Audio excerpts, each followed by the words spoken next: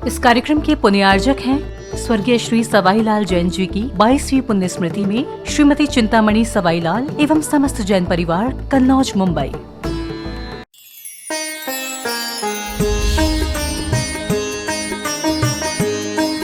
सागर जी महाराज के, पूज्य मुनिवर श्री संधान सागर जी महाराज के। आइएगा बंधुओं, शंका समाधान का यह बहुप्रचलित कार्यक्रम आप सभी लोग आज श्री पार्श्वनाथ दिगंबर जैन शांति निकेतन उदासीन आश्रम के दिव्यतम ऊर्जामय परिसर से देख और सुन रहे हैं। आप सभी का हार्दिक स्वागत है। और जो लोग इस समय Paras channel, Janvani channel, Adinath channel और प्रामाणिक ऐप के माध्यम से देश और दुनिया में इस कार्यक्रम को देख रहे हैं, उन सभी का भी हार्दिक हार्दिक स्वागत एवं वंदन करते हैं। दोनों हाथों को जोड़िएगा। सबसे पहले महाराज श्री का मंगल आशीष ग्रहण करते हैं। आपके लिए भी मंगल आशीष मिले और आपके माध्यम से देश और दुनिया में इस कार्यक्रम को देखने वाले सभी भक्तों के लिए भी मंगल आशीष की छांव प्राप्त हो। हे महाराज श्री, नमोस्तु नमोस्तु नमोस्तु। और आइएगा बंधु, हम सभी को मालूम है पूज्य श्री की ये मंगल पद विहार यात्रा सम्मेशकर तीर्थराज पावन धराधाम की ओर चल रही है और सिर्फ एक विराम की ही आवश्यकता है। आज की रात्रि, कल प्रातःकालीन मंगलमयी बेला में महाराज श्री का मंगल प्रवेश शाश्वत तीर्थराज सम्मेशकर की पावन धराधाम पर होने जा रहा है। आप सभी लोग उसके साक्षी बनने के लिए यहाँ पर पहुंच चुके हैं। जगह जगह से आप सभी भक्तगण यहाँ पहुंच चुके हैं। और बंधु, आने वाले 2 दिनों के बाद पूज्य श्री के पावन कर कमलों से पहली बार भव्य जैनेश्वरी दीक्षा संपन्न होने जा रही है। 18 अप्रैल प्रातः 10 बजे से यह मांगलिक कार्यक्रम प्रारंभ होने के लिए जा रहा है। आप सभी लोग उसके भी साक्षी बनेंगे और उसमें भी अपनी सहभागिता प्रदान करेंगे। हम पूज्य श्री के श्री चरणों में बाकी जानकारियां आपको मिलेंगी, समय समय पर मिलती रहेंगी। दीक्षा का भी कार्यक्रम है और भी कार्यक्रम है। बंधु, हमारा आपका सौभाग्य है कि कल प्रातःकाल की वेला में मुनिवर का मंगल प्रवेश तीर्थराज सम्मेशकर गुणायतन में होने जा रहा है और 15 तारीख से ही कार्यक्रम प्रारंभ हो रहा है। 15 तारीख को आगवानी, 16 तारीख को द्वान, 17 तारीख को गणधर बलय महाविद्यान बिनौली का कार्यक्रम और 18 तारीख को परम पूज्य मुनिवर के सानिध्य में एक इतिहास रचा जाएगा।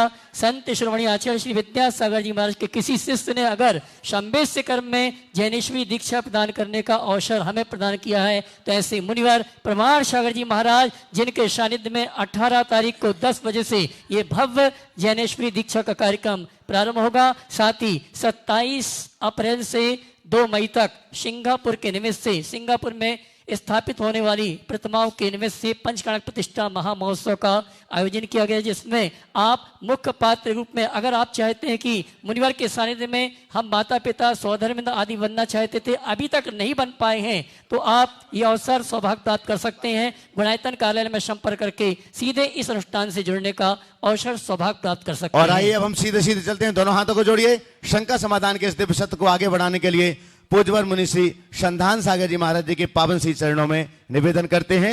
हे महाराज श्री, नमोस्तु नमोस्तु नमोस्तु। आचार्य भगवान की तपोस्थली और शाश्वत तीर्थ राष्ट्रीय तलहटी चलते हैं गुरु चरणों में बारंबार प्रणिपात करते हुए। आज चाहे शंका समाधान का सत्र अपन प्रारंभ करें इस ईसरी में। और प्रथम प्रश्न के लिए मैं बुला रहा हूं नरेंद्र जी, श्रेया जी पांड्या, डीमापुर कोलकाता गुणायतन ट्रस्टी, अपने बीच में यहाँ पर उपस्थित है। वे अपना प्रश्न गुरु चरणों में करेंगे और तैयार रहेंगे। उसके बाद में मंजू जी, शीतल जी जैन, ईसरी। नमोस्तु महाराज जी। महाराज जी, मेरा ये प्रश्न है, एक्चुअली में एक तो शंका है कि धर्म के हिसाब से जो मंदिर बन रहे हैं, क्या वो ट्रस्ट के हिसाब से रजिस्ट्रेशन होना चाहिए ना सोसाइटी के हिसाब से रजिस्ट्रेशन होना चाहिए? क्योंकि ट्रस्ट के हिसाब से जो ट्रस्टी होते हैं वो तो उनके फिर उनके वही मैनेजमेंट करते रहते हैं, उसमें पूरी समाज का वो नहीं रहता है। और सोसाइटी में पूरा समाज वो रहता है और हर 2 साल 3 साल में उनका वो भी होता है। तो छोटी सी समाधान बहुत दिन से में चल रहा था। देखिए, जितने भी हमारे धर्मायतन हैं या धार्मिक सामाजिक संस्थान, इनकी व्यवस्था को सुव्यवस्थित करने के लिए उन्हें किसी न किसी एक संस्थागत ढांचा में जरूर ढलना चाहिए। आपने जो सवाल किया है कि ट्रस्ट के रूप में रखे या सोसाइटी के रूप में रखे, ये हर स्टेट के अलग अलग नियम और कानून हैं, जिसमें जटिलताएं और पेचीदगियां कम हो, हमें उसके अनुरूप करना चाहिए। ऐसा नहीं है कि ट्रस्ट में जो ट्रस्टी हैं वो वंशानुगत क्रम से बने ही रहे। ट्रस्टों में भी ऐसा प्रावधान रखा जा सकता है कि लोग उसमें समय समय पर परिवर्तित होते रहे। तो जहाँ जिसमें काम करने की सहूलियत हो, हमें उस तरीके से करना चाहिए, लेकिन सबका रजिस्ट्रेशन जरूर होना चाहिए। और जो भी न केवल ट्रस्ट में रजिस्ट्रेशन, अभी तो अन्य जो वैधानिक आवश्यकताएं हैं, जैसे 12A है, TG है और न जाने क्या क्या है, वो सब चीज़ों में अपना अप टू डेट होना चाहिए। नमस्ते महाराज। मंजू शीतली जैन ईश्री गुरु चरणों में अपना प्रश्न करें। रीता जी जैन रांची तैयार रहेंगे अपनी मातेश्वरी के साथ में। मुनि द्वय के चरणों में कोटिशाह नमोस्तु नमोस्तु नमोस्तु। हे मुनि राशि, हमारी जिज्ञासा है कि वर्तमान में प्रतिकूल परिस्थितियों में हम अपने संयम का निर्वाह कैसे करें। नमोस्तु मुनि राशि। फिर से बोलिए। वर्तमान में प्रतिकूल परिस्थितियों में हम सभी अपने संयम का निर्वाह कैसे करें, इसका समाधान हमारे। देखिए, प्रतिकूल परिस्थितियां सबके साथ आती है, और संयम है क्या? प्रतिकूल परिस्थितियों में भी अपनी स्थिरता बनाए रखना ही संयम है। तो हम यथासंभव अपनी स्थिरता बनाने की कोशिश करें, सोच को सकारात्मक रखें, आशावादी दृष्टि रखें, क्षण भंगुरता का विचार करें और कर्मोदय पर विश्वास रखें। यदि ये चारों बातें आत्मसात कर लेंगे तो प्रतिकूल परिस्थितियां भी अपने आप अनुकूल बन सकती है, उस तरफ हमारी दृष्टि जा सकती है, वैसा हम कर सकते हैं, वैसा सोचा जा सकता है।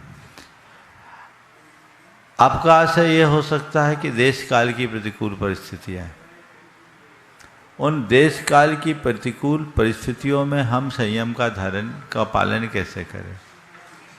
हमारे यहाँ एक सूक्त है, जम सक्कई तम की रही, जम चन सक्कई तहेव सद्दहनम, सद्दह मानो जीवो पावई अजरा मरम ठाना। जितना शक्य है उतना करे, और जो करना अशक्य है उसका श्रद्धान करें। श्रद्धान रखने वाला जीव भी अजर अमर पद को प्राप्त करता है। तो प्रतिकूल परिस्थितियां, हमारा शरीर कमजोर है, संयम सत्व कम है, हम कठोर तपस्या नहीं कर सकते, पर अपनी व्रतों का दृढ़ता से पालन तो कर सकते हैं। हम बहुत ज़्यादा परिश्रमों को नहीं सह सकते, पर अपनी भूमिका अनुरूप अपने मूल गुणों का पालन तो कर सकते हैं। यदि इन बातों को ध्यान में रख करके चला जाए तो प्रतिकूल परिस्थितियां भी हमारा रास्ता नहीं रोकती। नमोस्तु महाराज। रीता जी जैन रांची गुरु चरणों में अपना प्रश्न करेंगे। पूना से अपने बीच में डॉक्टर KM गंडवाल, चंद्रकला जी गंडवाल, वे अपना प्रश्न गुरु चरणों में करें। मुनिदेव के चरणों में बारंबार नमोस्तु एवं माता जी के चरणों में वंदामी। महाराज श्री, जब हम लोग बोलते हैं भाषाएं, तो भाषा वर्गणा का क्या प्रभाव पड़ता है? क्या ये सिद्धिचला तक छूकर आती है? भाषा वर्गणा हम लोगों की क्या प्रभाव पड़ता है? क्या यह सिद्धिचला तक छू करके आती है? एवं महाराज श्री, स्वाध्याय का जो बोला जाता है कि आगम ग्रंथों को पढ़ो, हम एक ही भाव स्तोत्र चैत्य भक्ति जो भी पढ़ते हैं, क्या यह स्वाध्याय के अंदर आ सकता है? नमोस्तु महाराज श्री। देखिए, हमारे मुख से निकलने वाला जो शब्द है, शास्त्रों के अनुसार यदि तीव्र गति से चले तो 2 समय में 14 राजू जा सकता है, माने लोक के एक छोर से दूसरे छोर। परमाणु एक समय में और शब्द 2 समय में, शब्द की ध्वनि की इतनी तीव्र गति हो। पर इसका अर्थ ये नहीं है कि हमारे मुख से उच्चारित हर शब्द वहां तक गति करे ही। शब्द गति करते भी हैं और कई बार बीच में अवरुद्ध भी हो जाते हैं, मार्ग न मिलने से वहीं के वहीं टकरा जाते हैं। शब्द के पुद्गल हैं, जिसे आपने भाषा वर्गना कहा, कुछ समय तक अपने स्वरूप में टिके रहती हैं, समयांतर में वो बदल भी जाती है। इसलिए ये कहना कि हम जो शब्द बोलते हैं वो शाश्वत है, ये उचित नहीं है। शब्द भी क्षणिक है, उसमें परिवर्तन होता रहता है, पर शब्द की शक्ति को हम नज़रअंदाज नहीं कर सकते। आपने दूसरा सवाल किया है कि जो हम लोग नित्य पाठ करते हैं क्या वो स्वाध्याय में आएगा? हाँ, स्तुति वंदना आदि भी एक प्रकार का स्वाध्याय है, क्योंकि स्वाध्याय है क्या? केवल किताबों को पढ़ने का नाम स्वाध्याय नहीं, ज्ञान भावना आलस्य त्याग स्वाध्याय। ज्ञान की भावना और आलस्य के परित्याग का नाम स्वाध्याय है, और ये दोनों बातें पाठकर्ताओं के साथ घटित होती है, इसलिए हम इसे स्वाध्याय की श्रेणी में रख सकते हैं। नमोस्तु महर्षि। मार्ग में एक दूसरे शब्द से टकरा रहे हैं, कोई किसी तरह का व्यवधान हो जाए, जैसे यहाँ हम बोल रहे हैं, दीवार के उस पार ये आवाज़ नहीं जा रही, तो ये शब्द की टकराने की बात। महर्षि ओ मस्त के जी गंडवाल पीछे दीजिए। सपत्नी पूना से अपने बीच में, और उसके बाद में तैयार रहेंगे विपिन जी जैन, अहिंसा पीछे दिल्ली गुणायतन ट्रस्टी। गुरुवर आपके चरणों में त्रिवार वंदन। गुरुवर, आज अमेरिका में आज हेनरी टॉड करके एक आदमी है। फिर से बोलिए। अमेरिका में आज हेनरी टॉड करके आदमी है, इसने किताब लिखी है डाई एम्प्टी, और वो डाई एम्प्टी किताब में वो जो प्रबोधन देता है वो हर एक जैनिज्म का मूल सिद्धांत वो बता रहा है। तो गुरुवर, आपको मैं पूछना चाहता हूँ कि डाई एम्प्टी यानी मरते वक्त सब खाली होके मर जाना, ये जैन धर्म में हमें बताया है। तो मेरे जैसे जिन्होंने 82 साल की उम्र कट कर लिए पूरी कर ली है, उन्होंने आगे अपनी जिंदगी कैसी जीनी चाहिए, यह मार्गदर्शन गुरुवर आप करें। डाईएमटी की बात तो जैन धर्म का मूल है, हम संलेखना करते क्यों हैं? संलेखना पूर्वक देह के परित्याग की बात की गई। अपने आप को पूरी तरह खाली करने की तैयारी होनी चाहिए। हर व्यक्ति को अपने जीवन में यही सोचना चाहिए कि मैं इस दुनिया से जाऊं तो निर्भर होकर के जाऊं, मुझ पर कोई भार ना हो। आपने जो कहा है कि इसको हम किस तरीके से कर सकते हैं, तो इस विषय में आप जैसे लोग अब अपनी व्यवसायिक और अन्य प्रकार के दायित्वों को समेटिए, खुद के दायित्व को प्रमुखता दीजिए, आध्यात्मिकता के साथ जीना शुरू कीजिए, धीरे धीरे मार्ग पर सच हो जाए। नमोस्त गुरुवर। अपने बीच में विपिन जी जैन, अहिंसा दिल्ली से गुणायतन ट्रस्टी। विपिन जी, हाँ, जिनका नाम दिया उन्हीं को। हाँ, विपिन जी। हाँ, और उसके बाद में तैयार रहेंगे शैलेश जी जैन, मधुवन। नमोस्तु गुरुवर, नमोस्तु। गुरुदेव, करीब 2.25 साल आपको सम्मेद शिखर का एरिया और गुणायतन खासकर छोड़े हुए हो गया। 2.25 साल में आपने बहुत लंबा विहार किया है। मैं मानता हूं कि नए नए एक्सपीरियंस बहुत हुए होंगे, और पंचकल्याणक भी किए हैं आपने, और चतुर्मास भी किए हैं, और काफ़ी बड़ा एरिया कवर किया है।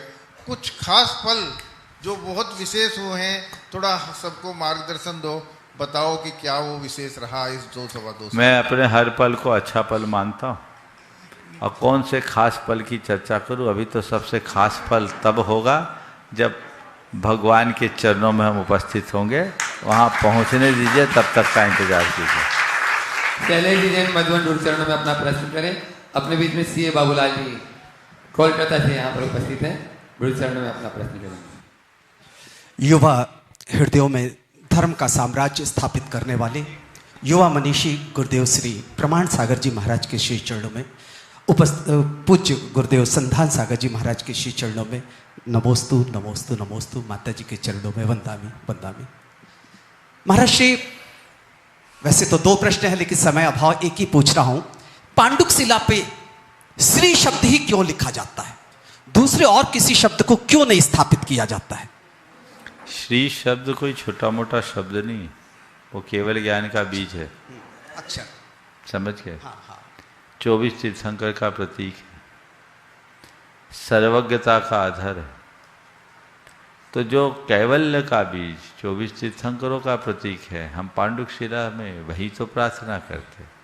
इसलिए श्रीकार वर्ण लिखितम श्री भद्र पीठे, क्या बोलते हैं, जिन भद्र पीठे। इसके पहले की लाइन क्या है, श्री वार्त के चंद्रमसीति वार्ताम सत्यापयंती श्रीमां लिखामि।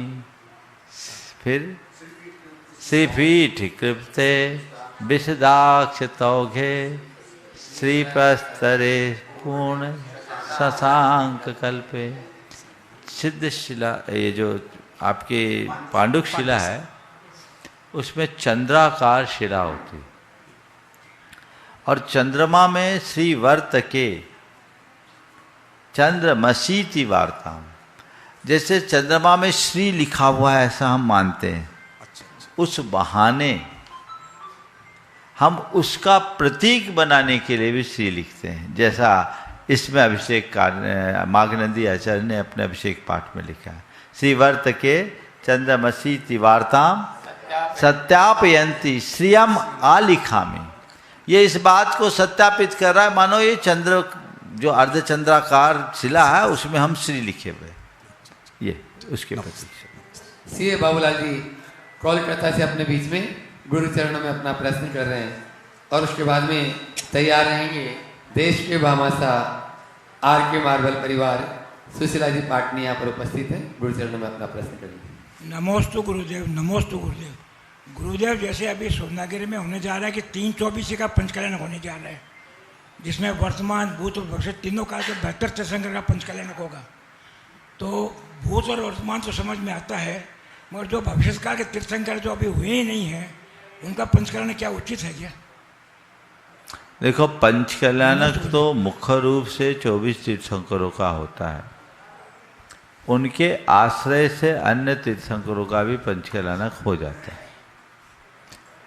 एक लंबे समय तक हमारे देश में त्रिकाल चौबीसी का चलन नहीं था। एक रहस्य की बात बोल रहा हूँ। 1970 में आहार जी में त्रिकाल चौबीसी और विद्यमान 20 तीर्थंकर के पंचकल्याणक की जब बात आई तो देश में बड़ी चर्चा का विषय बना। लेकिन उसके बाद सबने ये तय करके कि भावी निगम ने से इसे स्वीकार करने में कोई दोष नहीं, वो पंचकल्याणक की परंपरा आगे बढ़ गई। ये क्रम आगे बढ़ा। वर्तमान में अनेक जगह त्रिकाल चौबीसी की प्रतिष्ठा होती है। परम पूज्य गुरुदेव के सानिध्य में भी हुई, कुंडलपुर में भी त्रिकाल चौबीसी है ना, रामटेक में त्रिकाल चौबीसी है। सुधा सागर जी महाराज ने तो कितनी लाइन लगाई है त्रिकाल चौबीसी की। तो ये त्रिकाल चौबीसी की स्थापना हो रही है, यानी हम भावी तीर्थंकर की नैगम नई की अपेक्षा हम व्यवस्था कर रहे हैं। पर विधि नायक कौन बनेंगे? वर्तमान के 24 तीर्थंकर में ही कोई एक। मंदिर के मूल नायक कौन बनेंगे? वर्तमान के 24 तीर्थंकर में से ही कोई एक। ये परिपाटी है, इससे बाहर नहीं होना चाहिए। धन वैभव के साथ में गुण वैभव की ओर जो बढ़ रही है, ऐसा वृत्ति जीवन अपने मार्ग में आगे चल रही है। सुशीला जी अपना प्रश्न गुरु चरणम कर देंगे और उसके बाद में तैयार रहेंगे यहाँ के इस ईश्वरी आश्रम के सभी ट्रस्टीगण, पूर्णमल जी सेठी रांची से, नरेंद्र जी पांड्या, राजेश जी सेठी और भी जो नाम छूट रहे हों, तो वे सभी एक साथ हो जाएंगे, एक प्रश्न करेंगे सभी ट्रस्टीगण। महाराज जी के चरणों में नमोस्तु, माता के चरणों में वंदनामि। महाराज श्री जी, जब हम सामायिक करते हैं तो सामायिक में पाठ भी करते हैं, जाप भी करते हैं और भावना योग करते हैं, तो क्या सब सामायिक में हो जाएंगे? और दूसरा छोटा सा कि अभी नमोकार के लाखों करोड़ों जाप हुए थे, से नमो और नमो, तो ये दोनों तो बहुत लोग बोलते हैं कि नमो करना चाहिए, अपने को नमो नहीं बोलना चाहिए, तो इन दोनों में भी एक बार आप समझाइए। नमोस्तु महाराज। देखिए, समदा सामायम नाम, समता का नाम ही सामायिक। समता के साथ जो भी हम धर्म ध्यान कर रहे हैं वो सब सामायिक है। इसलिए आप अगर जाप कर रहे हैं, बिना आलम्बन के पाठ कर रहे हैं या भावना योग आदि कर रहे हैं, तो ये सामायिक ही है, ऐसा मानना चाहिए। जहाँ तक णमोकार महामंत्र की बात है, दिगंबर परंपरा में हम अणा बोलते हैं क्योंकि हम लोग सौर सेनी प्राकृत का प्रयोग करते हैं, और दूसरी परंपरा में अर्धमागधी प्राकृत का चलन है। अर्धमागधी प्राकृत में अणा को न बोलते हैं। अभी आप गया तरफ जाएंगे ना, तो वो अणु नहीं बोलेंगे, अनु बोलेंगे। मैं जब बुंदेलखंड में था, एक एडवोकेट थे, उनने पहली बार मेरे दर्शन किए और मेरे प्रवचन के बाद उनने पूछा लोगों से कि महाराज जी बिहार के तो नहीं हैं? बोले क्यों? अब मैं प्रवचन में बोला और मैंने एक कविता सुनाई थी, कहीं हम अणु बोलना था, हमने बोला अनु को तोड़कर मानवता को न तोड़ बैठे। उनने उसको पकड़ लिया। क्रिटिकल व्यक्ति, अणु बोलना था, अब तो मैं अणु भी बोलता हूँ, अब तो बहुत परिष्कार हो गया।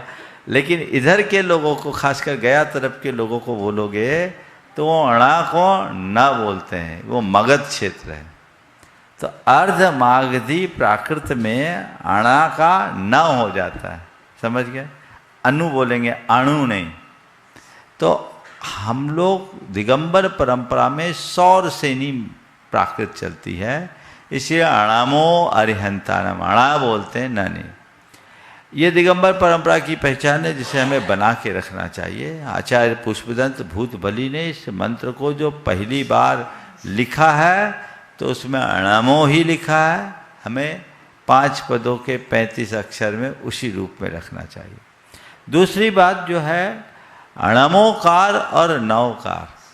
दिगंबर परंपरा में नमस्कार मंत्र है, इसको हम अणमोकार मंत्र बोलते हैं। नवकार श्वेतांबर परंपरा का है। बहुत अच्छी बात है कि पूरे विश्व में महामंत्र की आराधना का एक क्रम चला और एक अलग जगी।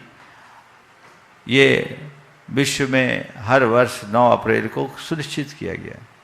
लेकिन इसमें मैं सारे देश के लोगों को कहूँगा, या तो महामंत्र बोलो, या आप नवकार बोलते हो तो ऑब्लिक में नमोकार भी बोलो, ताकि दोनों परंपरा का बोध बना रहे।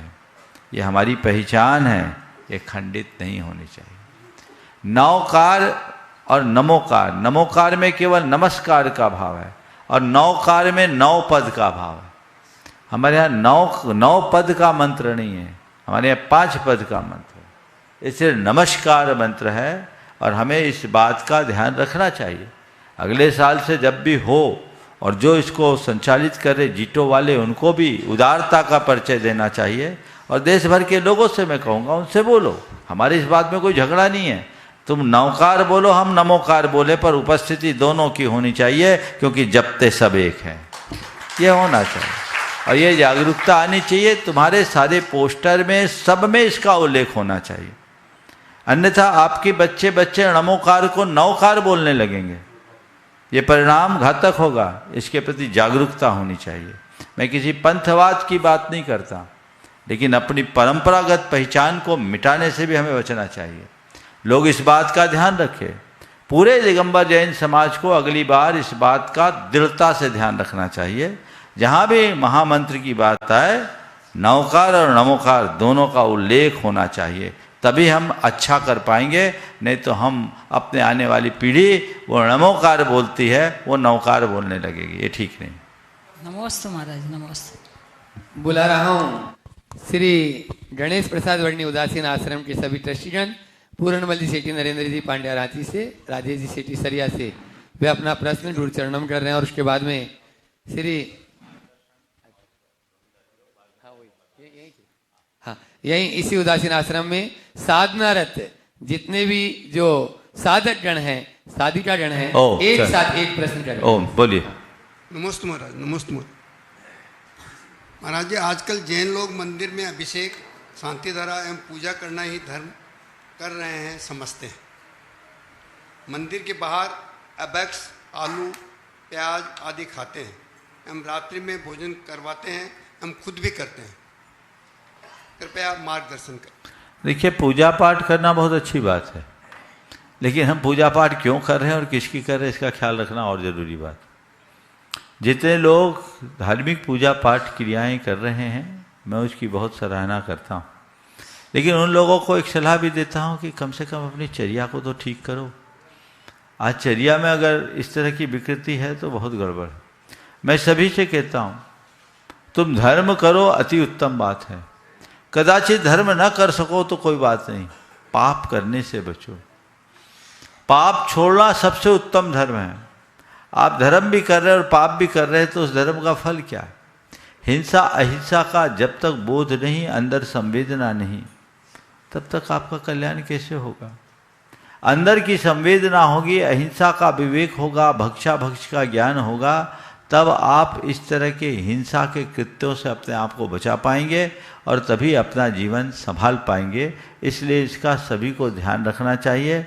आप खूब धार्मिक क्रियाएं कीजिए, लेकिन मन में एक बात बिठाइए, पाप का डर, पाप क्रियाओं से बचने का प्रयास सतत होना चाहिए। उदासीन आश्रम के सभी ब्रह्मचारी गण एक साथ पंकज भैया के साथ में सभी हो जाए और वे एक प्रश्न गुरु चरणों में करेंगे। तब तक माइक भी सेट कर दें। मंचासी आरिका अचलमती जी तक।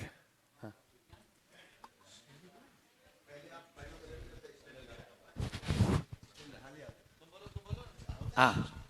ओम ओम। पूज्य मनीष जी के चरणों में नमोस्तु। भगवान दीक्षा, दो दीक्षार्थी भाई बैठे हैं। दीक्षार्थी दीक्षा अवलोकन करता, दीक्षा प्रदाता और प्रकृति, कृपया इन पर प्रकाश डालें भगवान। दीक्षार्थी, दीक्षादाता, दीक्षार्थी, दीक्षा अवलोकन करता और दीक्षा प्रदाता के साथ प्रकृति, ये सभी लोग का प्रश्न है। देश विदेश में सारे लोग इस पे जानना चाहते हैं भगवान। नमोस्तु। देखिए, जो वैराग्य संपन्न भेद विज्ञानी, जिन आगम में प्रगाढ़ श्रद्धालु और दीक्षा के योग्य पात्रता से युक्त होता है, वह दीक्षा का अधिकारी माना गया है।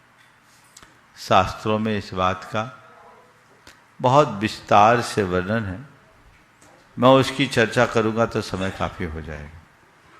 लेकिन वह दीक्षा हर किसी के अंदर नहीं होते, दीक्षा के भाव वैराग्य से होते हैं, और जिसका अनंत जन्मों का पुण्य फलता है वो ऐसा सौभाग्य प्राप्त कर पाता है। दीक्षा केवल कोई रस्म नहीं है, या दीक्षा वेश का परिवर्तन मात्र नहीं है। दीक्षा दृष्टि के परिवर्तन का नाम है, जीवन के दिशा के परिवर्तन का नाम है। जब व्यक्ति अपनी चेतना को अपनी आत्मा के साथ जोड़कर मोक्ष का लक्ष्य बनाकर आगे बढ़ता है, तब दीक्षा जैसी बात घटती है। तो दीक्षा अंतरंग को परिवर्तित करने का एक बड़ा संकल्प है। दीक्षा संसार को समेटने का एक संकल्प है। दीक्षा निर्वाण के पथ पर आगे बढ़ने का एक संकल्प है। ऐसा संकल्प लेकर के जो वैराग्य संपन्न होते वे दीक्षार्थी चल पाते हैं। जहाँ तक दीक्षा अवलोकन की बात है, तो दीक्षा के देखने से मन का संवेग वैराग्य दोनों पुष्ट होता है। दीक्षा देखने से सामने वाले देखने वालों की भी दृष्टि मुड़ती है, और वो दृष्टि मुड़ती है तभी वो धर्म से जुड़ता है। हम दीक्षा लें अति उत्तम, न लें किसी की दीक्षा को देखने का भी सौभाग्य मिलता है तो एक पल के लिए मन में सवाल तो आता है, अरे देखो उनको और मैं कहाँ, काश मेरा जीवन भी बदले। इसलिए दीक्षा का अवलोकन कोई सामान्य काम नहीं है, ये एक बहुत बड़ी प्रेरणा है। हमारे देश में एक बड़ी पुरानी कहावत है, खरबूजे को देखकर रंग बदलता। तो रंग बदलेगा, देखोगे तभी तो पता लगेगा ये मार्ग क्या है। इसकी अनुमोदना भी जीवन के उत्कर्ष का आधार बनती है। जहाँ तक दीक्षादाता की बात है, एक वाक्य में कहूँगा, जिसने खुद दीक्षा को सार्थक किया है वही दीक्षादाता हो सकता है। दीक्षा को सार्थक करने वाला ही दीक्षादाता हो सकता है।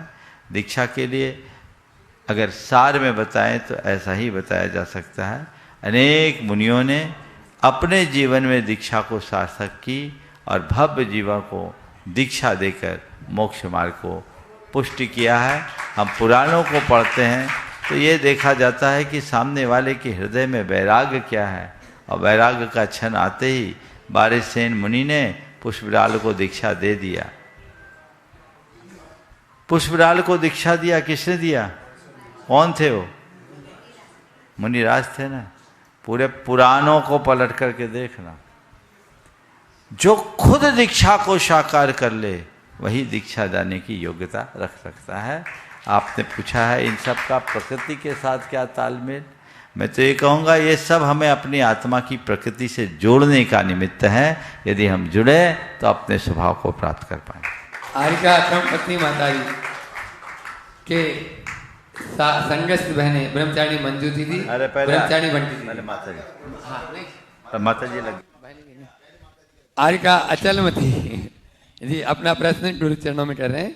उनकी अपनी कोई शंका नहीं, लेकिन फिर भी आपको लाभान कर रही हैं। और उसके बाद में दीदियाँ गुरु को याद करते हुए 4 पंक्तियों को बोलना चाहती हूँ, क्योंकि दीक्षा प्रदाता जिन्होंने हम लोग को दीक्षा दी है तो उनकी याद आ रही है, तो महाराज जी 4 पंक्ति बोल सकते। महावीर के लघु नंदन का समोसरण है प्यारा, मुनि आरिका ये लक छुल्लक चतुर्विध संग प्यारा। जिन शासन और परंपरा का नया इतिहास रचाया, कर लो गुरु की भक्ति सभी मिलो, गुरु में प्रभु समाया। तुझ में ओम मुझ में ओम, हम सब में ओम समाया। कर लो गुरु की भक्ति सभी मिल, गुरु में प्रभु समाया। हमारा प्रश्न है कि महाराज जी हमारी बड़ी माता जी के साथ भावना भाते हुए कि सभी आरिका संग बड़ी माता जी से लेकर के शिखर जी जा चुका है, लेकिन हम लोग क्यों शिखर जी हम लोग कैसे पहुँचे? ऐसी विशुद्धि बढ़ाते हुए बहुत कहना चाहिए अथक प्रयास किया गया, विघ्न बहुत आए, लेकिन ऐसी विशुद्धि बढ़ाई बड़ी माता जी ने कि 9 आचार्य समय सागर जी महाराज ने कहा कि नहीं तुम्हारी वंदना नहीं हो पाएगी, नहीं जा पाओगे, लेकिन माता जी का संप्रेषण भक्ति ऐसी रही कि हम लोग को आशीर्वाद मिला। जैसे हम लोग आए परीक्षा हुई, परीक्षा में भी पास हो गए, साथ में हम भी रहे, लेकिन महाराज जी जैसे ऊपर वंदना को पहुँचे, माता जी धीरे धीरे जैसे ठीक हुई पहुँची, लेकिन मन में एक विचार आता रहा कि भगवान मुझे शक्ति दो, भक्ति दो, मैं आपके पास आना चाहती हूँ और आपके दर्शन वंदना करना चाहती हूँ, मैं फैल नहीं होंगी, मैं आपके पास आना चाहती हूँ। ऐसी विशुद्धि बढ़ाते बढ़ाते बस एक मन में विचार आ रहा था महाराज जी कि यह वंदना, यह दीक्षा बचपन की है या बचपन की है। आज हमने अनुभव में लिया कि यह दीक्षा और यात्रा वंदना बचपन की है। तो महाराज जी हमें यह भावना भाते हुए, और दूसरी बात ये है कि हमने वंदना तो की है, लेकिन तीनों टाइम हर पल हर क्षण हम टोंकों की ही वंदना करते रहते हैं, तो हमें कितना उसमें पुण्य बन रहा है, क्योंकि हम तन से तो नहीं जा सकते, लेकिन मन से हम पूरे शिखर जी में रहा करते हैं और टोंकों की वंदना करते हैं। और हमारा ये प्रश्न है, बहुत सारी बातें आ जाएंगी उसमें, कि जो तीर्थराज शाश्वत संवेद शिखर जी है, क्या इतना ही ऊंचा था कि चतुर्थ काल में पंचम काल में यह इसका ह्रास हो गया है? कृपा कर इसका खुलासा कीजिए। आपने जो भाव व्यक्त किया वो इस बात का प्रमाण है कि मनुष्य की दृढ़ इच्छा शक्ति, भावना और संकल्प शक्ति के बल पर असंभव को भी संभव किया जा सकता है। अभी एक सवाल आया था कि विपरीत परिस्थितियों में संयम की साधना कैसे करें। ये एक उदाहरण बन सकता है कि विपरीत परिस्थितियों में इच्छा शक्ति अगर प्रबल है तो असंभव भी संभव हो सकता है। आपने जो बात की कि हम भाव वंदना करते हैं उसका पुण्य कितना मिलता है, भाव वंदना का कई बार प्रत्यक्ष की वंदना से ज़्यादा पुण्य मिल सकता है, इसलिए भाव वंदना में करना ही। क्योंकि सभी प्रश्न करते माता जी आपकी कितनी वंदना हो गई, तो हम कहते हैं भैया हाँ 5 वंदना ही लेकिन 500 बराबर है। नहीं, आप तो उनसे बोलो कि हम तो अभी रोज वंदना ही कर रहे हैं, गिन नहीं रहे। और एक ने ऐसा कहा कि आपकी कितनी वंदना हो गई, भगवान का नाम भी गिन गिन के लो क्या भैया, हो गई जितनी होने थे, हम काहे गिने। दूसरी बात, सम्मेद शिखर शाश्वत तीर्थ क्षेत्र है, पर शाश्वत यह पर्वत नहीं है, स्थल शाश्वत है। हमारे शास्त्रों के अनुसार ये पर्वत 12 योजन विस्तृत था। 12 योजन यानी 4 कोस का 1 योजन। 4 कोस से अगर 12 योजन का हिसाब लेते तो 48 कोस, 48 कोस यानी 96 माइल, और 96 माइल यानी लगभग 140 किलोमीटर का करीब करीब रेडियस इसका होगा पूरा।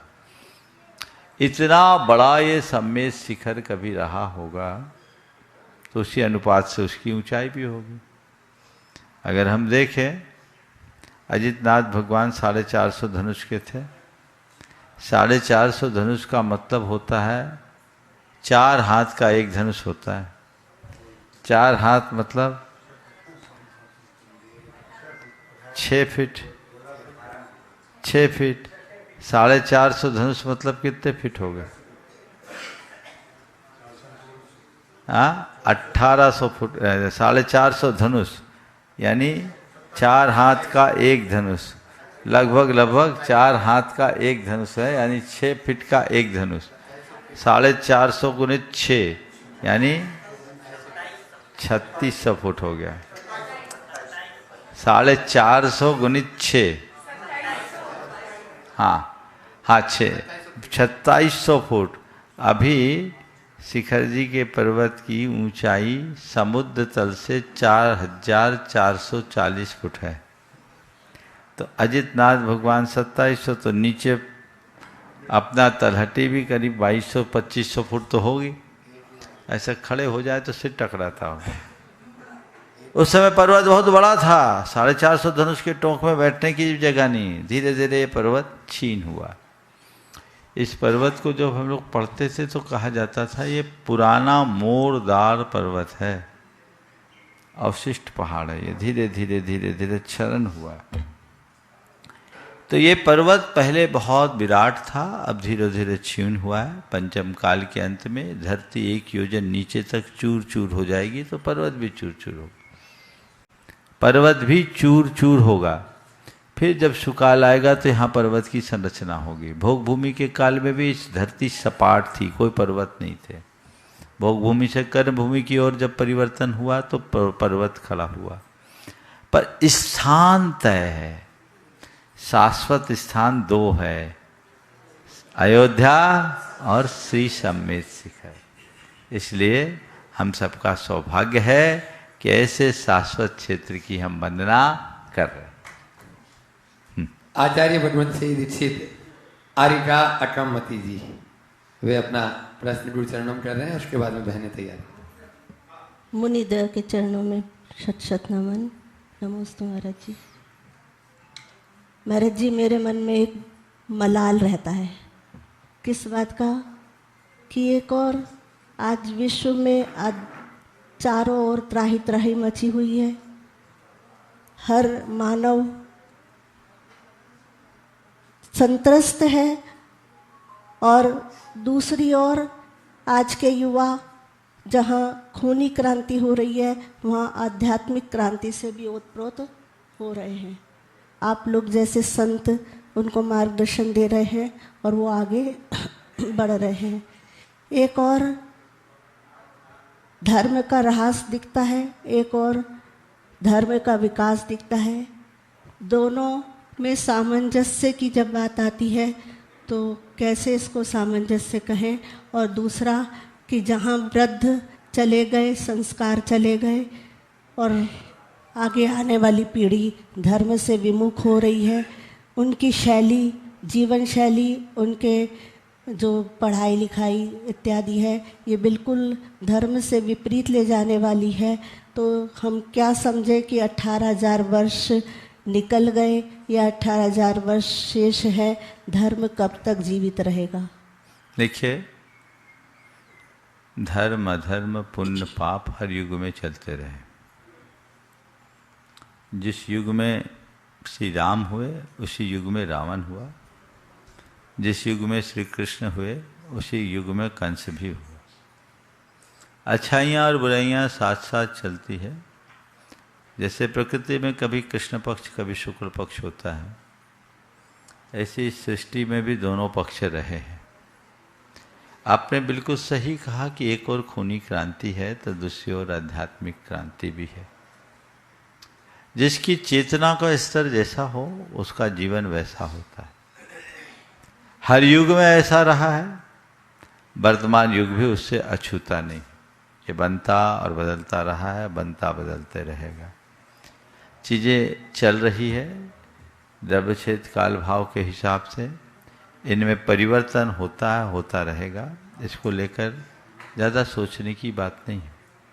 हम लोगों को एक प्रयास करना चाहिए कि हम ऐसी जागृति का शंखनाद करें कि लोग हिंसा, पाप, पाखंड और अनाचार के मार्ग से मुक्त होकर धर्म और सच्चाई के पथ पर चलने का प्रयास करें। उनके हृदय में एक ऐसी आध्यात्मिक क्रांति जागृत करे जो उनके जीवन के बदलाव का आधार बन सके। तो ऐसा प्रयास सभी को करना चाहिए, उसके लिए सतत प्रयत्नशील रहना चाहिए।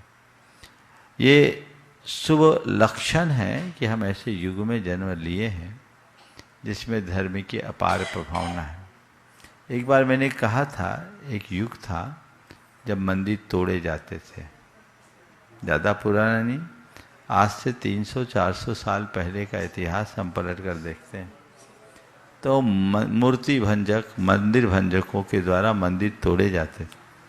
हम कितने भाग्यशाली हैं कि हम ऐसे युग में जन्मे हैं, आचार्य विद्यासागर के युग में, जहाँ मंदिर बनाए जा रहे हैं। तो इस समय काल का परिवर्तन है, ये शुभ्र पक्ष है। हमें इसे और फैलाने का प्रयत्न करना चाहिए। यदि इसे हम फैलाने में समर्थ हो जाएं तो जीवन में बड़ा बदलाव आ सकता है। जहाँ तक नई पीढ़ी की शिक्षा और संस्कारों का सवाल है, ये चीज़ें एक चुनौती बनकर सामने खड़ी हुई है।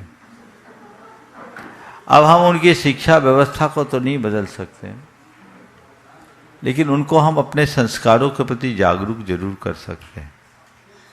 हमारी कोशिश हो लोग अधिक से अधिक सत्संग में आए और अपने जीवन को पहचान पाए, जिससे उनका पथ प्रशस्त हो। सभी साधु संत इस बात को सदैव आगे बढ़ाते रहें, प्रोत्साहित करते रहें, और संतों के द्वारा जो मार्ग मिलता है उसी में संस्कृति फलती। लोग संस्कृतों संतों के संपर्क का लाभ उठाएं और अपने मार्ग को पुष्ट करें, जिससे हम सबका पथ प्रशस्त हो। आरिका क्रमवती जी की संगस्त बहने, ब्रह्मचारी मंजू दीदी, ब्रह्मचारी बंटी दीदी, गुरु चरणों में अपना प्रश्न करें। और कुछ बोलना? हाँ माता जी, कुछ और बोलना चाह रही? महाराज जी, जो आज के युवा अपनी जीवन शैली इस प्रकार की बना रहे हैं, जैसे बाल बढ़ाने इत्यादि, इससे धर्मांतर का बोध हो रहा है और अपन किस तरह से उनको इस तरह से कि जैन जैन ही लगें, मन से वचन से काया से आपका दर्शन दिग्दर्शन हो तो ये पीढ़ी बदल सकती है। क्योंकि अपने जो मोक्ष मार्गी हैं वो बाल बढ़ा रहे हैं तो 4 महीने में केश लॉन्च करते हैं, वो थोड़ी केश लॉन्च करते हैं, उनका बढ़ाना उचित है या अनुचित? आपने एक ऐसा सवाल किया है जो बहुत व्यापक अर्थ में विचारने योग्य है, लेकिन मेरा इसमें एक सुझाव है। हम बच्चों की बाहरी लाइफ स्टाइल पर जोर देने की जगह उनके भीतरी दृष्टिकोण को बदलने का काम करें। अभी एक दिन एक बच्चा आया, बाल बहुत बढ़ाया हुआ था, बाल भी बढ़े हुए थे, दाढ़ी भी बढ़े हुए थे। लोग कहने लगे कि इसकी हेयर स्टाइल अच्छी नहीं है। मेरे पास आया, मैंने उससे बिल्कुल नहीं कहा कि तेरी हेयर स्टाइल अच्छी नहीं, वो बच्चा यहीं बैठा हुआ भी है, अब फोकस मत कर। मैंने कहा तेरी हेयर स्टाइल अच्छी नहीं है, ऐसा नहीं है। मैंने उससे यही कहा कि लगता है तेरा केस रोज करने का इरादा है, और यदि तुझे केस रोज करना है तो इससे अच्छी बात कुछ नहीं है। हम बच्चों को जब उनकी लाइफ स्टाइल, उनके रहन सहन, पहनावों को लेकर के ज़्यादा टोकने लगते हैं तो वो उनसे ना हटकर हमसे हट जाते हैं, धर्म से दूर हो जाते हैं। हमारी कोशिश होनी चाहिए कि पहले हम उन्हें जोड़ें, फिर धीरे से मोड़ें, तो वो अपने आप छोड़ेंगे। हम पहले कहते छोड़ो तो कहता हम आपको ही छोड़ते हैं।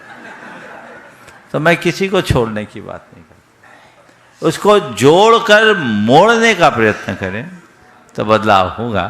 और मैं जितने भी बड़े बाल वाले हैं, मैं इसी प्रतीक्षा में हूं कि उनके कोई सलोच का मुहूर्त आने वाला है, रास्ता खुलेगा, उनको चूज करना है। एक बात और बताता हूं, बड़े बाल आज की परिपाटी नहीं, ये भी बात ध्यान रखना। हम रामायण युग और महाभारत युग को देखें, उनके बाल कैसे होते थे? जूड़ा बांधते थे। नहीं, रामचंद्र जी विवाह के बाद भी बाल बड़े रखे नहीं, सन्यासी नहीं थे, राजा महाराजा। ये सामयिक मूल्य है। एक बार की बात में यहीं ईश्वरी में था, एक लड़की वेस्टर्न ड्रेस पहन के आई थी। उनके पिता ने मुझसे कहा, महाराज इससे कहिए कि ढंग के कपड़े पहने। लड़की मास कम्युनिकेशन में दिल्ली से मास्टर्स कर रही थी, DU से, बहुत स्मार्ट लड़की थी। मैं यहीं रुका हुआ था, 2008 की बात बोल रहा हूँ। जैसे कहा कि महाराज जी इससे कहिए थोड़े कपड़े ढंग की पहने, मैं कुछ बोलूं उसकी तरफ देखा ही तो कहा, महाराज जी महाभारत युग से अच्छे कपड़े हैं, इनको बोलिए कि थोड़ा संस्कृति को पढ़े। अब मैं क्या बोलूं? मैंने उससे एक ही बात कहा, बेटा क्या पहनना है तेरी चॉइस है, पर तुझसे मैं यही कहता हूँ कि तुझे जो पहनना पहन, मन में केवल एक ही सवाल रख, तन को दिखाने के ढांकने के लिए कपड़े पहन रहे हो कि तन को दिखाने के लिए? अगर तुम्हारा प्रयोजन तन को ढांकने का है तो तन को ढांकने का प्रयास करो, और तुम्हारा प्रयोजन तन को दिखाने का है तो स्वतंत्र हो, दिखाओ। तो चीजें हैं जो बनते बदलते रहती है। इसलिए कोई आज बड़े बाल लेकर आए और उसको आप कहो ये कैसा आदमी आ गया है, और थोड़ा दूसरी नज़र से देखो तो ठीक नहीं। मैं उसको उतना ही प्यार करता हूँ। थोड़ा खड़े हो जा रहे, सब देखेंगे। खड़े हो जा, खड़े, पीछे पीछे पीछे, तू बैठ जा, तेरे से और बड़ा है, एक बार बैठ जा। ये बड़े बाल वाले हैं, और अच्छा बाल बढ़ाएंगे तो कभी केस लोच का विचार हो गया तो आराम भी होगा, उसमें क्या बात होगी, है ना। और देखो पूरा जूड़ा भी बांधा हुआ है, तो इसको वो आप उस दृष्टि से मत देखिए। ये बात सही है कि आजकल एक परंपरा विशेष से जोड़ लिया जाता है, दाढ़ी भी बाल भी, लेकिन ऐसा नहीं है। व्यक्ति का वेश चाहे जो हो, अभिप्राय पक्का होना चाहिए। श्रद्धान कहीं से न डगमगाए, तो आगे बढ़ने का प्रयास करना चाहिए। पर एक बात मैं कहूँगा, भैया अपनी आइडेंटिटी हमें बना के रखना चाहिए, जो अभी अकमवती जी ने कहा कि हम अपनी पहचान खो रहे, हमारी पहचान कैसे हो? हमारे नाम से, हमारे काम से, हमारी वेशभूषा से, हमारी लाइफ स्टाइल से हमारी पहचान दिखनी चाहिए। वो दिखे तो रास्ता खुलेगा। ब्रह्मचारी मंजू दीदी और बंटी दीदी गुरु चरणों में प्रश्न करें।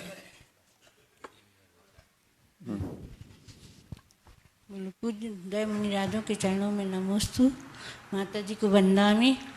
महाराज जी, मेरा प्रश्न है कि परिग्रह परिमाण व्रत जो है, बाहर से तो मालूम है, ज्ञात है कि सब ले लेते, ग्रहण करते हैं कि हम परिग्रह परिमाण व्रत को धारण करते हैं, लेकिन अंतरंग परिणाम कैसे होना चाहिए? परिग्रह परिमाण धारण करने का मतलब कुल इतना है कि इच्छाओं का परिमाण होना। अगर मन में आप लोग बोलते हैं धन धान्यादि ग्रंथम परिमाय ततोधिकेषु निष्प्रह, जो हमने सीमा बनाई उससे अधिक के प्रति निष्प्रहता। सीमा बनाया और उसके बाद स्पृहा बना रहे तो क्या मतलब? एक ने परिग्रह परिमाण लिया, 1 करोड़ रुपया का परिमाण ले लिया, और जिस समय परिमाण लिया था उसकी हैसियत 10 लाख की थी। एक दिन कहा महाराज जी, हमने जब से परिमाण लिया तब से हमें एक आकुलता होने लगी। बोले क्यों? बोले हमने 10 लाख 1 करोड़ का परिमाण लिया, मेरे पास 10 लाख है तो सोचता हूँ 1 करोड़ कैसे हो जाए। तो उसके परिमाण लेने का मतलब क्या निकला? व्रत को उस रूप में लीजिए जिससे पथ प्रशस्त हो। समय हो गया है, यहीं पर विराम। बोलिए अहिंसा। 2 मिनट में अशोक भैया सूचनाएं देंगे। बोलिए परम पूज्य आचार्य गुरु विद्यासागर जी महाराज की आगे की सूचनाएं दे दीजिए। इस कार्यक्रम के पुण्यार्जक थे स्वर्गीय श्री सवाईलाल जैन जी की 22वीं पुण्य स्मृति में श्रीमती चिंतामणि सवाईलाल एवं समस्त जैन परिवार, कन्नौज, मुंबई।